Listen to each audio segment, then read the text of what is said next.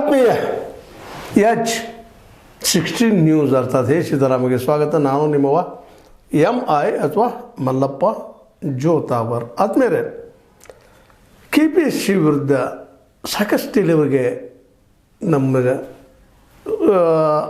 Aspirants ಅಥವಾ ಉದ್ಯೋಗ ಹಿಡಿಬೇಕು ಅನ್ನೋಂಥ ಆಸೆ ಉಳ್ಳಂಥ ಯುವಕರು ಸಾಕಷ್ಟು ಅಸಮಾಧಾನ ತುಳ್ತಾ ಇರ್ತಾರೆ. ಮೇಲೆ ಅದನ್ನು ಟೀಕೆ ಮಾಡೋದು ದಿನ ಇಲ್ಲ ಅಂದ್ರೆ ಒಡ್ಡಿ ಇಲ್ಲ.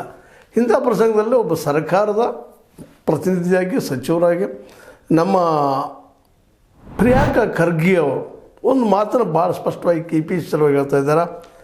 KPSC ನಿಮ್ಗೆ ಗೊತ್ತದ, Karnataka state public service commission ಅಂತೇಳಿ ಬರೀ ಕಮಿಷನ್ ಹೊಡಿದಕ್ಕದು ಏನಪ್ಪ ಅನ್ನೋಷ್ಟು ಮಟ್ಟಿಗೆ ಮಾತಾಡ್ತಾ ಇರ್ತಾರೆ.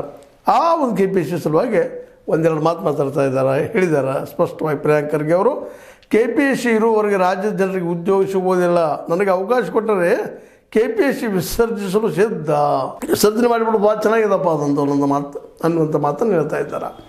KPSC ನಿಮ್ಗೆ ಗೊತ್ತದ, ಇಲ್ಲಿಯ ಕರ್ನಾಟಕ ಸರ್ಕಾರದ ಈ ಒಂದು ನೆಲಗಟ್ಟಿನಲ್ಲೇ ಅವರು ಕರೀತಿರುವಂಥ ಪೋಸ್ಟ್ಗಳಿಗೆ ಖಾಲಿಯಾದ ಪೋಸ್ಟ್ಗಳು ತುಂಬಿಕೊಳ್ಳೋದು ಮಾಡೋದು ಒಂದು ಪ್ರಾಮಾಣಿಕವಾಗಿ ಚೆನ್ನಾಗಿ ನಡೀಲಿ, ಅದ್ರ ರಾಜಕಾರಣಿಗಳ ಹಸ್ತಕ್ಷೇಪ ಬೇಡ ಅಂತೇಳಿ ಅದಕ್ಕೆ ಸ್ವಾಯತ್ತ ಸಂಸ್ಥೆನೂ ಮಾಡಿದ್ದು ಈಗಾಗಲೇ ಗೊತ್ತಿದ್ದ ವಿಷಯ ಅದ. ಬಟ್ ಅದು ಸ್ವಾಯತ್ತ ಸಂಸ್ಥೆಯಾಗಿ ಯಾವ ಕಾಲಕ್ಕೂ ಕೆಲಸ ಮಾಡಿಲ್ಲೇನೋ ಅನ್ನುವಂಗೆ ಆರೋಪಗಳು ಅದ್ರ ಮೇಲೆ ಇದ್ದಾವೆ.